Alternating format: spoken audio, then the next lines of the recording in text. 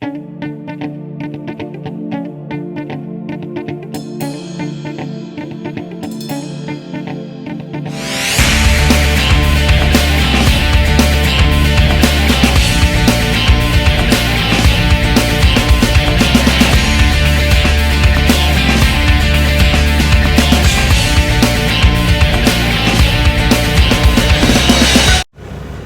going on, guys? How is everybody doing this evening? It is January 31st, 2023, and I'm in Ennis, Texas at a 1-9 truck stop.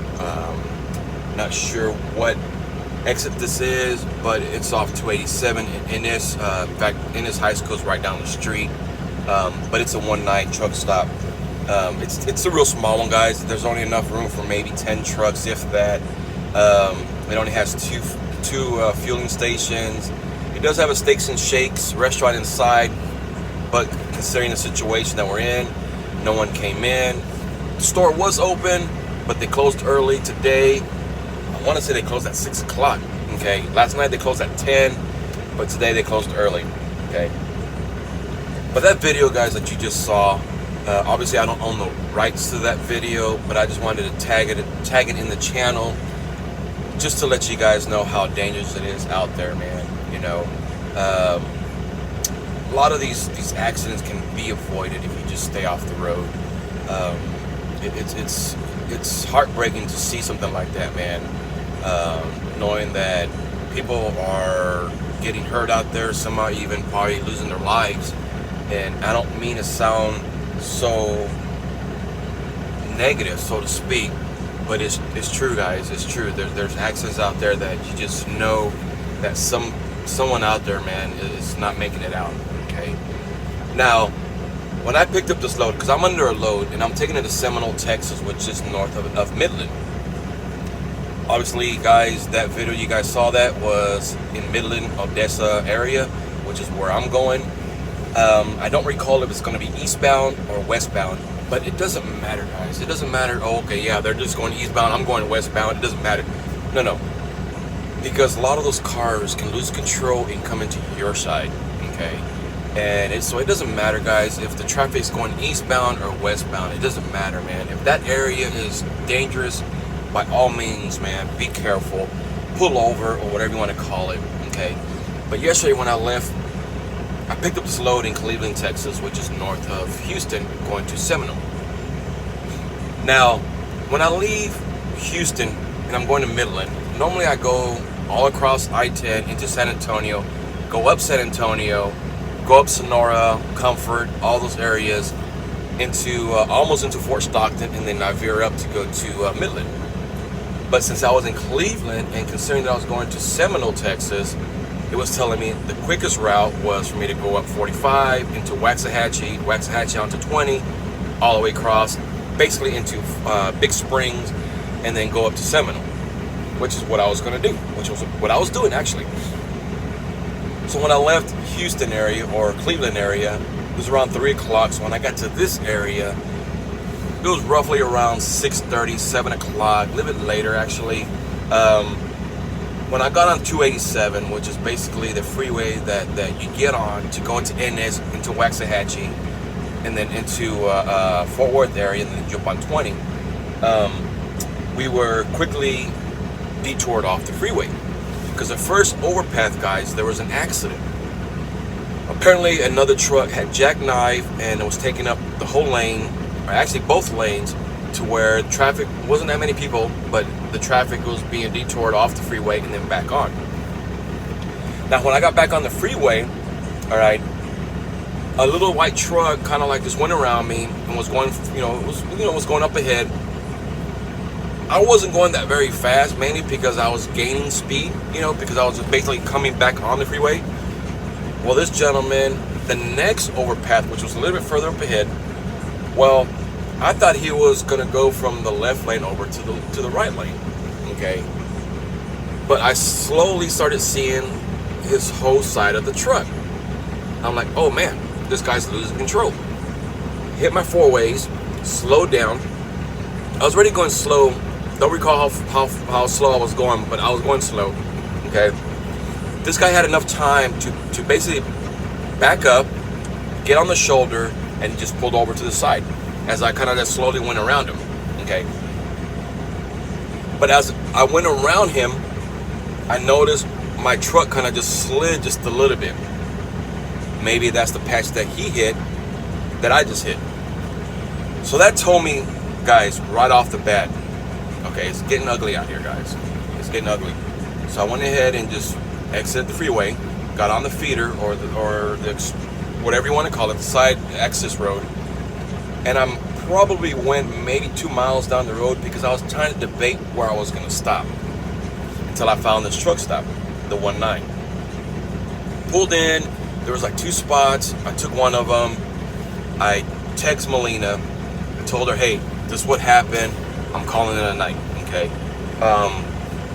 And then she called me later on that evening, you know, asked me how everything was going, just not back and forth. And I finally talked to her and I told her. Or was it this? I know I talked to her this morning. I don't recall if I talked to her last night, okay? But as soon as I got on TikTok, guys, I started seeing a lot of accidents, a lot of people doing live feeds, you know, on where they were. And one guy was doing a live feed on 20, right outside Weatherford, which is one of the first towns you come out of Fort Worth, which was where I was gonna go. And I was like, man, if I would have kept on going, I would have been literally right behind him, okay? He said that he was in that traffic jam, sitting still, going on 4 hours again. I saw him again this morning on TikTok. He said that he was in that traffic jam last night for 6 hours, okay? So needless to say, guys, it's ugly out there. It's ugly out there, you know.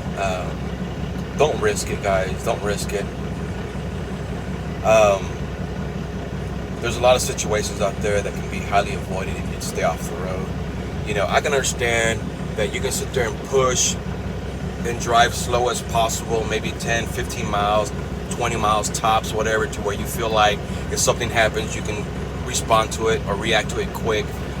But understand, guys, you might be as safe as possible, but the next person behind you can be just a true idiot and not care, or I won't say care, but not understand that, hey, you know what, it's not worth being out there, man. Because there's people out there, man, that think just because they've been driving for 30 years that, you know, this ain't nothing or whatever you want to call it. Now, I understand, guys, that Texas is so far behind on how to stay in front of this. Okay, I get it. I keep on seeing and reading the comments how Texas is just so idiotic, so to speak, when it comes to situations like that. Tech stock, that is. And they're right. You know. And I don't know what the true meaning and reason behind it. I mean, I understand up north, you know, they get a lot of weather issues to where they have those pods at certain areas to where they can stay in front of it. You know, I don't know if the big wigs in the House think that, well, Texas doesn't get that many weather issues to where we need that, whatever you want to call it. Man, lately we have. You know, we have been in a lot of weather issues, man, to where when weather like this hits us, it hits us bad. It hits us very bad to where we have issues like this, you know, and a lot of this stuff can be avoided if we get in front of the game, okay? If we get in front of the situation, you know, is what I mean. But lately, man, it's just, we've been in a lot of weather situations to where, man, you know, 2 years ago, we had that hard freeze, you know, we had that serious, you know, accident car pileup off 35 east-west, or however you want to pronounce it, coming out of Oklahoma, coming into to Fort Worth, you know, to where we had over 100 cars piled up, man. And I think there was maybe, 7 people that lost their lives in that accident. It was on a Thursday. I remember clearly, you know, because I was supposed to travel through that area that morning, okay, until my cousin told me different, okay. But yeah, man, it's not worth it, guys. You know, if it gets to a point to where you just don't feel comfortable being on the road, man, pull over. You know, if your company, if your dispatcher, whoever's in charge, man, who's at home in a warm bed, watching TV, whatever you want to call it, if they're going to frown upon it, you know, and question your ability to drive, then you know what? Maybe that's not the best fit for you, man. because I'll be damned if I'm somewhere and I have a company that's forcing me to stay on the road when I don't feel comfortable. Okay, luckily these guys, Melina and her crew, do watch over me. You know, as the short time that I've been with them so far, do watch over me. And because, to be honest with you guys, my life and my family comes first. Okay, my life and my family comes first. Okay, so with that being said, guys, you know, if you have a company, if you're working for a company, man, that's going to sit there and frown upon it or question your ability to stay on the road, then you know what, man, no, maybe that's not the best fit for you. Because at the end of the day, man, you're the one that has to answer to your family. They're the ones going to have to pick up the pieces if something negative happens, you know. Yeah, it's not worth it, man, you know, because like I said, you can be as safe as possible, but the next knucklehead can't. Okay, you know, they think their balls are bigger than the almighty or whatever you want to call it, and they're just going to keep on chugging along because they've been driving in this kind of weather the past 20, 30 plus years or whatever you want to call it. You know, no, I'm sorry. I'll be the first one to admit I don't like driving in this kind of weather. I will pull over in a heartbeat when I don't feel safe. Okay, and I will alert my dispatcher. You know, it is what it is, guys. You know, no load is important. I will keep on saying that till the end of time. Okay, no load is important, and if you feel like it's important, then my safety, then you can get someone else. All right. Luckily, my girl Melina understands that, and she supports me, and even her whole family, whatever you want to call it, you know, supports my decision. In fact, I just finished getting off the phone with her dad. Yeah, you know, that's the main thing, is for us to be safe out here on the road. Now, with that being said, guys,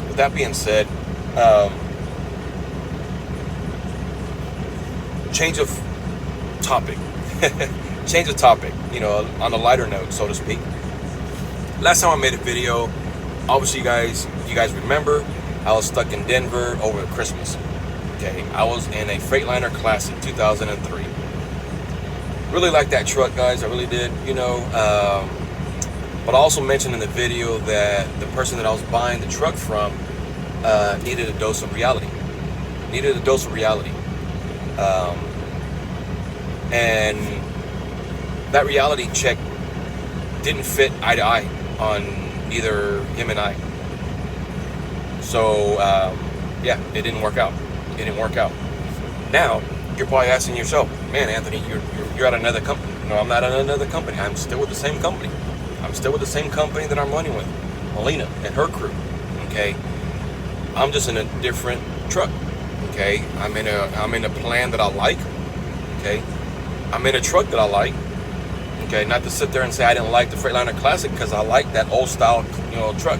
I like the classics. I like the 389s, the 379s, the W9s.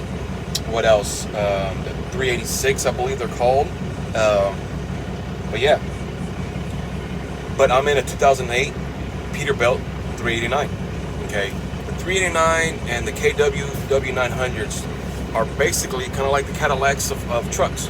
You know, they're kind of like the Cadillacs of the semi-truck. 18-speed Cummins ISX. Okay, there are some things I like to do in this truck.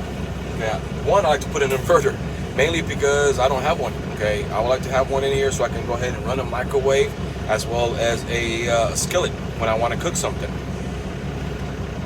But overall, man, this truck is strong. I think it's called Black Cherry is the color of the truck. Man, it's a strong. I can feel it when I'm pulling. Okay, it has a lot of power. Okay, it's an 18-speed. Okay, it's been a while since I've driven an 18-speed.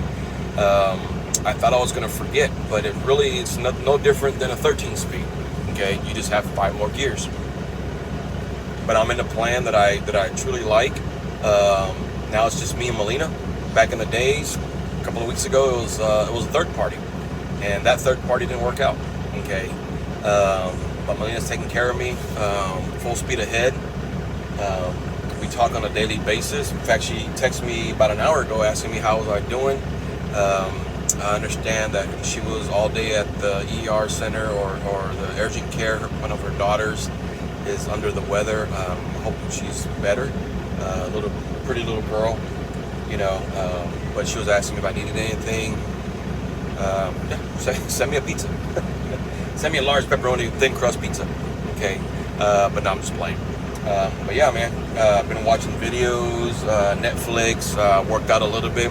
That's one thing I do when I'm on the road, guys. When I'm kind of bored, I have my weights. I work out, you know, try and get some exercise, man. That is the main thing to be out here, man. You know, just get your exercise in.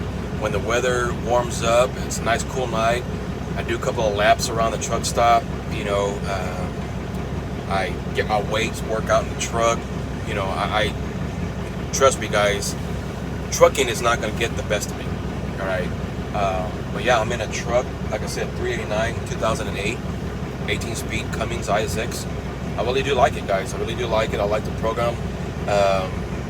I hope this works out, okay? Because you know me, guys. A lot of you guys know me. I try my best. Now, the situation with the other one, okay? It was a slow process to decide what was my next move, you know. Melina was in the mix, you know. I'll be honest with you, you know. I won't say that her and her company had something to do with it, but she just gave me, because I was ready to basically just go to local, okay, until she presented me this opportunity. And you know what? Yeah, you know, she's watched my back since day one, and I feel that she's going to go ahead and continue and take care of me, you know, just like she does her other drivers. Just finished getting on the phone with her dad. He called me, asked me how everything was doing, how the truck was doing, stuff like that. You know, I put my anti-gel fluid inside the gas tank, or the fuel tank, that is, the diesel tanks, so my lines won't freeze over. It's very important you guys do that, guys. You know, right now I think we're sitting at mid-20s, I think. But a lot of people say, oh, okay, well, when you're under 20 degrees, better be safe than sorry, guys. Better be safe than sorry, you know. But yeah, I'm trying to do my part to prevent certain things from freezing over. Don't want the same thing to happen. What happened to me almost a month ago when I was stuck in Denver during Christmas. But yeah, man, new adventures, same company, different truck. Melina's taking care of me. I take care of her. If she ever needs me to give her any advice or information, I'd be more happy to give it to her. I know, in fact, we did talk about it. You know, we talked about it last night when she had called me. She was asking me a question about a valve to an air tank, and someone was trying to charge her a reimbursement fee on an air tank leak that they were doing on just a valve, and the amount that she told me was a ridiculous amount. You know, I'm like, no, I'm sorry, those valves don't cost that much. The most, maybe $20. Okay, but yeah, anything that I can do to help her and her company out, man, I'm here for it. I do believe in paying it forward. But overall, guys, you know, back to my first topic. When you don't feel comfortable being on the road, just pull over. It's not worth it, guys. It's not worth it, man. You know, you saw the video in the opening video. People were just slamming into each other. And my wife always tells me, well, how come people don't slow down? It's not back and forth. You have to understand, this black ice, a sheet of ice, man, it's like throwing a bowling ball down a bowling alley. You cannot stop. Once you get going, that's it. The only thing that's going to stop you is what's in front of you. Okay? And if you're on an incline, going downhill, oh, man, you're picking up more speed than you were going in the first place. All right? So, yeah. Please be careful out there, guys. It's not worth it. If you don't feel safe, pull over. This load can wait. And like I said, if you have a company, if you're working for a company that's going to sit there and frown upon it, then you know what? You know, their interest in your safety is not their main priority. Okay. So with that being said, guys, please be careful. Share, like, subscribe. I'll talk to you guys soon. Let's get through this winter time together, safe. See you guys on the other side. All right, talk to you guys later.